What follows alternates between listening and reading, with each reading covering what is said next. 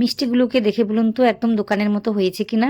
তো আমি তো চেষ্টা করেছি আর এইভাবে বানিয়েছি, তো আপনারা দেখে বলবেন এটা আমি কিভাবে বানাতে পারলাম। তো অবশ্যই কমেন্টে জানাবেন। তো দেখুন একটা মিষ্টি কিন্তু ভেঙে যায়নি, চুপসে যায়নি, একদম মোলায়েমভাবে তৈরি হয়েছে, নরম তুলতুলেভাবে তৈরি হয়েছে। আর রসটাকে কতটা টেনেছে দেখুন, অনেকটা কিন্তু রসটাকে টেনে নিয়েছে। আমি কেটেও দেখিয়ে দেবো ভেতরের দিকটা কেমন হয়েছে দেখতে। খুবই সহজে কিন্তু এটা তৈরি করে নেওয়া যায়, একটা মিষ্টি কিন্তু ভেঙে যাবে না। তো আশা করি আপনারাও বানাতে পারবেন। রেসিপিটি প্রথম থেকে শেষ পর্যন্ত দেখবেন। যদি ভালো লাগে এই রেসিপিটি তাহলে সেটা কমেন্টে জানাবেন, সাথে সাথে ভিডিওতে একটা লাইক দিয়ে চ্যানেলটিকে সাবস্ক্রাইব করে নেবেন। তো ওইভাবে আমাকে অবশ্যই সাপোর্ট করবেন। আপনারা কমেন্ট করতে চান না কিন্তু কমেন্ট করবেন, আপনাদের কমেন্টের আশায় থাকি। তো অবশ্যই কমেন্ট করবেন। আর গুড়ের রসগোল্লা বানানো সেভাবে কঠিন কিছু না, দু একটা টিপস আছে, ওইগুলো জানলে কিন্তু একদম দোকানের মতোই বানানো যায়। তো আশা করি আপনাদের অনেক কাজে আসবে। তো রেসিপিটি প্রথম থেকে শেষ পর্যন্তই দেখবেন। এখানে আমি 1 লিটার দুধ নিয়েছি, একদম ফ্রেশ। তো এটাকে আমি গরম করে নিচ্ছি। তো খুব বেশি গরম করব না, আপনারা দেখতে পাবেন কিভাবে আমি ছানাটাকে কাটিয়ে নিই। এই মিষ্টি বানাতে হলে কিন্তু ছানাটাকে একদম পারফেক্টভাবে কাটিয়ে নিতে হবে, এতে করেই কিন্তু মিষ্টিগুলো স্পঞ্জিভাবে নরমভাবে তৈরি হবে, একদম দোকানের মতোই তৈরি হবে। তো এদিকে গরম হচ্ছে, এদিকে আমি কি করেছি, আমি দুটো লেবুর রস নিয়েছি, আপনারা চাইলে কিন্তু ভিনেগারও নিতে পারেন। তাতে একটু জল মিশিয়ে নিয়েছি। মিশিয়ে নেওয়ার পর দুধটা যখন ফুটে উঠেছে তখন আমি গ্যাসের ফ্লেমটাকে লো করে দিয়েছি, বা বন্ধ করেও দিতে পারেন। এখানে আমি লো করে দিয়েছি। দেওয়ার পর না আমি এইভাবে লেবুর রসটাকে দিচ্ছি। তো অল্প অল্প করে দিয়ে মিশিয়ে দেখব কতটা লাগতে পারে। লেবুর রসটা দেওয়ার সাথে সাথেই কিন্তু ছানাটা কাটতে শুরু করেছে। তো এইভাবে কিন্তু ছানাটাকে কাটিয়ে নিতে হবে, একদম নরম তুলতুলেভাবে কাটিয়ে নিতে হবে। তো আপনাদের আমি দেখিয়ে দেবো কীভাবে ছানাটা তৈরি হয়েছে। তো এইভাবে কিন্তু তৈরি করে নিতে হবে, এতে করে কিন্তু মিষ্টিগুলো একদম স্পঞ্জিভাবে তৈরি হয়। যতটা নরম তুলতুলেভাবে ছানাটা কাটানো হবে ততই কিন্তু মিষ্টিগুলো পারফেক্টভাবে তৈরি হয়, আমি এটা দেখেছি। তো এইভাবে মোটামুটি কাটিয়ে নিয়েছি ছানাটাকে। তো দেখতেই পাচ্ছেন কতটা নরম তুলতুলেভাবে তৈরি হয়েছে। তো দেখুন এইভাবে কিন্তু নরমভাবে ছানাটাকে কাটিয়ে নিতে হবে। ছানাটাকে কাটিয়ে নেওয়ার পর আরও কিন্তু 1-2 মিনিটের জন্য এইভাবে আমি রেখে দেবো। তারপর কিন্তু এর জলটাকে আমি ফেলে দেবো বা ছানাটাকে আলাদা করে নেব, আপনারা দেখতে পাবেন। তো এইভাবে 1-2 মিনিট রেখে দেওয়ার পর তারপর আমি ছেঁকে নিয়ে দেখাচ্ছি কি করতে হবে। তো একটা রুমালের মধ্যে আমি এইভাবে নিয়েছি, নেওয়ার পর আমি এই ছানাটাকে ভালোভাবে ধুয়ে নেব, পরিষ্কার জল দিয়ে কিন্তু ধুয়ে নিতে হবে। এতে করে ওই যে লেবুর গন্ধ বা লেবুর রসের যে একটা গন্ধ রয়েছে বা একটা ফ্লেভার রয়েছে ওটা কিন্তু একদমই চলে যাবে, না হলে কিন্তু মিষ্টিগুলো হওয়ার পর ওই গন্ধটা থেকে যায় বা কি বলবো ওই মিষ্টিগুলো ফেটে যেতেও পারে। তো মোটামুটি একটু বুঝে শুনে কাজটি করে নিতে হবে। ভিনেগার দিয়েও কাজটি করলে কিন্তু একই রকমভাবে ধুয়ে নিতে হয়। তো আমি বেশ কয়েকবার ধুয়ে নিচ্ছি, তারপর দেখাচ্ছি। এখন বাজারে কিন্তু বেশ ভালো মানের গুড় পাওয়া যাচ্ছে, একদম টাটকা ফ্রেশ যা কিছু বলতে পারেন, বেশ ভালো মানের গুড়টা পাওয়া যাচ্ছে। তো ভাবলাম আজকে এইভাবে বানিয়ে ফেলি। এমনিতেই কিন্তু আমি অনেকবার রসগোল্লা বানিয়েছি, ওই রেসিপিগুলো আমার চ্যানেলে আছে। তো আজকে ভাবলাম গুড় দিয়ে বানিয়ে ফেলি। তো কী বলবো, আমার দেখতেও ভালো লাগে, খেতেও ভালো লাগে, ভীষণই ভালো লাগে। গুড়ের যে একটা ফ্লেভার আছে না, যার কারণে খেতে কিন্তু দারুণ লাগে। একবার হলো এইভাবে বানাবেন, আমি যেভাবে দেখিয়েছি। তো আশা করি আপনারাও বানাতে পারবেন, খুব সহজভাবে দেখিয়ে দেবো, আপনারা সবাই বানাতে পারবেন। তো এখানে দেখুন আমি কি করেছি, ওই ছানাটাকে বেশ কয়েকবার ধুয়ে নিয়েছি পরিষ্কার জল দিয়ে। ধুয়ে নেওয়ার পর না এক্সট্রা যে জলটা রয়েছে ওটা কিন্তু আমি ঝরিয়ে ফেলছি। ঝরিয়ে নেওয়ার পর এভাবে দেখুন আমি রেখে দিয়েছি। রেখে দেওয়ার পর ভারী কোনো জিনিস দিয়ে এইভাবে চেপে রেখে দেবো, এতে করে কিন্তু এক্সট্রা যে জলটা থাকবে ওটা কিন্তু ঝরে যাবে। তো এইভাবে 1 থেকে 2 ঘন্টা রেখে দিলেই হয়ে যায়। তো আজকে আমি 1 ঘন্টা রেখে দিয়েছিলাম।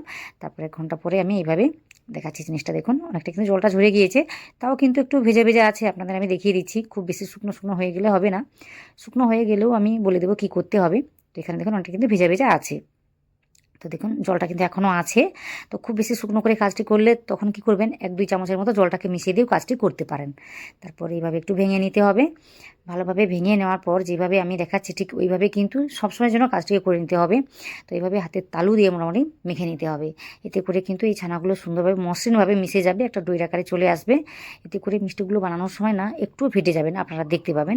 একটু সময় লাগবে ঠিকই, কিন্তু একটু সময় নিয়েই কাজটি করে নিতে হবে। 5 থেকে 7 মিনিট কিন্তু লেগে যায় এমনিতে এইভাবে মেখে নিতে বা ডোর আকারে গড়ে নিতে, তো একটু সময় কিন্তু লাগবেই। তো দেখুন আমি একই রকমভাবে কাজটি করে নিচ্ছি, ওই তালু দিয়েই মেখে নিচ্ছি। এতে করে সফট হয়ে যাচ্ছে জিনিসটা আর মসৃণ হয়ে যাচ্ছে। তো দেখে আশা করি বুঝতে পারছেন। তো এইভাবে একটা ডোর আকারে তৈরি করে নিয়েছি। 5 থেকে 7 মিনিট ধরে কিন্তু আমি মেখে নিয়েছি, একটু সময় নিয়ে মাখাতেই হবে। তারপর এতে আমি দিয়েছি 1 চামচ ময়দা। তো দেখতেই পাচ্ছেন কতটা আমি দিয়েছি। 1 চামচ ময়দা দিয়েছি আর কর্নফ্লাওয়ার দিয়েছি 1/2 চামচের মতো। তো এই জিনিসগুলো দিলেই কিন্তু সুন্দরভাবে মিষ্টিগুলো তৈরি করে নেওয়া যায়। শুধু দিলে হবে না, এগুলোকে ভালোভাবে মিশিয়ে নিতে হবে। তো ছানার সাথে কিন্তু খুব সুন্দর করে মিশিয়ে নিতে হবে, আপনারা দেখতে পাবেন একই রকমভাবে মিশিয়ে নিতে হবে। এতে করে কিন্তু মিষ্টিগুলো একদম মসৃণভাবে তৈরি হবে। ওই মিষ্টির গাটা না একদম মসৃণভাবে তৈরি হয়, আপনারা দেখতে পাবেন কীভাবে আমি তৈরি করি, বা আপনারা দেখেছেন প্রথম দিকে আমি দেখিয়ে দিয়েছি। তো এইভাবে একটু সময় নিয়ে মাখাতে হবে, আরও 2-3 মিনিট ধরে কিন্তু মেখে নিতে হবে এই ময়দা বা কর্নফ্লাওয়ারটা দেওয়ার পর। তো এইভাবে ময়দা বা কর্নফ্লাওয়ার দিলে না মিষ্টিগুলো ভেঙে যায় না। মিষ্টিগুলো বানানোর সময় এই গুড় দিয়ে বানালে কিন্তু ময়দাটাকে একটু বেশি করে দিতে হয়, আমি এটা দেখেছি, আমি অনেকবার বানিয়েছি তাই আমি বলছি। তো ময়দার পরিমাণটা কম থেকে গেলে কিন্তু মিষ্টিগুলো ভেঙে যায়। আর এমনিতেই কি বলবো, আমি তৈরি করে দেখেছি তখন কিন্তু ভেঙে যায়। তো এইভাবে ময়দা দেওয়ার পর আমি দেখলাম যে একটু ভেঙে যাচ্ছে না, মিষ্টিগুলো সুন্দরভাবে তৈরি করা যাচ্ছে। তো এইভাবে অবশ্যই তৈরি করে নিতে হবে। তো একটা তৈরি করে দেখছি আমি কিভাবে কাজটি হচ্ছে, ফেটে যাচ্ছে বা কী করছে এটা দেখার জন্য। তো আপনারা দেখতেই পাচ্ছেন মিষ্টিগুলো একদম মসৃণভাবেই তৈরি করা যাচ্ছে। তো এইখান থেকে মোটামুটি আমি ছোটো ছোটো করে বানাবো, তো যে কটা বানাতে পারি বানিয়ে তারপর দেখাচ্ছি কতগুলো হয়েছে। 1 লিটার দুধে ছানা কাটিয়ে এখান থেকে প্রায় 20 থেকে 22 পিসের মতো গোল্লাগুলো আমি বানিয়ে নিয়েছি। খুব বেশি বড় করেও বানাইনি, আবার খুব বেশি ছোট করেও বানাইনি, আপনারা দেখতে পাচ্ছেন। তো এখানে মোটামুটি আমি কি বলবো, ওই 22 পিসের মতোই বানিয়েছি। তো আরও 2 পিস ছিল, আমি অন্য জায়গায় রেখেছি। তাই এখানে মোটামুটি 22 পিসের মতো তৈরি হয়েছে। তো এখানে দেখতেই পাচ্ছেন 1 কাপের একটু বেশি আমি চিনিটাকে নিয়েছি। তো অবশ্যই চিনিটাকে নিতে হবে, শুধু গুড় দিয়ে বানালে আমি তো পারিনি, আমি দেখেছি আগে একবার বানিয়ে, তাই আমি চিনি আর গুড় মিশিয়েই বানাই। তো এতে করে মিষ্টিগুলো একদম সুন্দরভাবে তৈরি করে নেওয়া যায়। তো 1 কাপের একটু বেশি, 1 কাপ আর 2 চামচের মতো চিনি দিয়েছি, তারপর 1 কাপ দিয়েছি খেজুরের গুড়। তো এটাকে দিয়ে আমি 5 থেকে 6 কাপের মতো জলটাকে দিয়েছি, 5 কাপের মতোই দিয়েছি এখানে। তো মোটামুটি 1 কাপ আর 2 চামচ চিনি, তারপর দিয়েছি 1 কাপ গুড়, খেজুরের গুড়, একদম ফ্রেশ গুড়। তারপর দিয়েছি আমি 5 কাপের মতো জল, দিয়ে আমি ভালোভাবে ফুটিয়ে নিচ্ছি, তারপর দেখাচ্ছি কি করতে হবে। তো এইভাবে কাজটি করে নিলে কিন্তু মিষ্টিগুলো একদম সুন্দরভাবে তৈরি করে নেওয়া যায়, একদম দোকানের মতোই তৈরি করে নেওয়া যায়। তো এখানে দেখতেই পাচ্ছেন রসটা ফুটে উঠেছে। তো আরও আমি 1 মিনিটের জন্য এভাবে ফুটিয়ে নেব রসটাকে, তারপর মিষ্টিগুলোকে ছেড়ে দেব। তো দেখতেই পাচ্ছেন মোটামুটি সুন্দরভাবে ফুটে উঠেছে। তো এখন আমি যে গোল্লাগুলো বানিয়ে রেখেছি ওইগুলো একটার পর একটা ছেড়ে দেব। তো এই সময় কিন্তু গ্যাসের ফ্লেমটা আমি মিডিয়াম রেখেছি, মিডিয়াম রেখেই কাজটি করছি। তো এইভাবে কিন্তু মিষ্টিগুলোকে ছেড়ে দিতে হবে। আর যদি দেখেন যে এই রসটা ঠিকঠাক ফুটছে না, তখন কিন্তু গ্যাসের ফ্লেমটাকে হাই রাখতে হবে।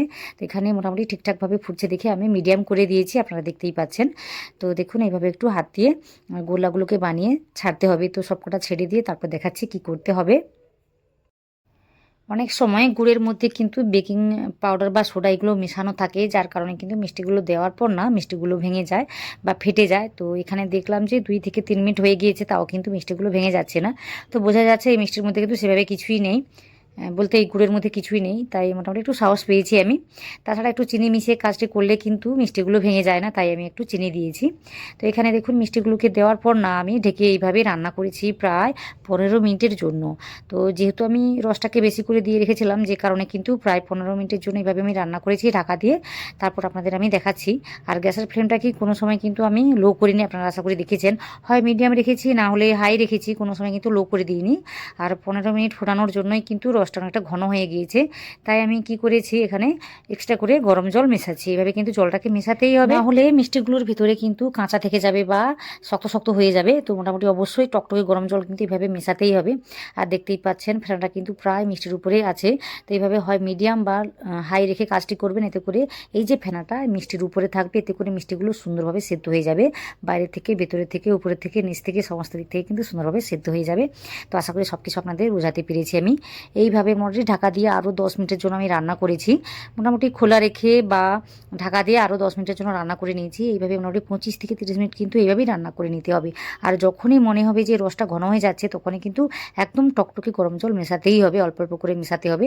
এতে করে কিন্তু মিষ্টিগুলো রসটাকে টেনে নেবে, আপনারা দেখতে পাবেন মিষ্টিগুলো সুন্দরভাবে তৈরি হয়ে যাবে। আর কর্নফ্লাওয়ারটা দেওয়ার কারণে কিন্তু মিষ্টিগুলো একদম মসৃণভাবে তৈরি হয়েছে। তো মিষ্টির গাটা দেখতেই পাচ্ছেন কতটা মসৃণভাবে তৈরি হয়েছে। তো আশা করি আপনাদের সব কিছুই ভালো লাগছে। আর আপনারা আরও যদি লাল করে এই মিষ্টিগুলোকে বানাতে চান, এই মুহূর্তে কিন্তু আরও 1-2 চামচের মতো গুড়টাকে মেশাতে পারেন। আগে থেকে দেওয়ার প্রয়োজনেই, এখন দিলে কিন্তু কালারটা চলে আসবে, তো দিতে পারেন।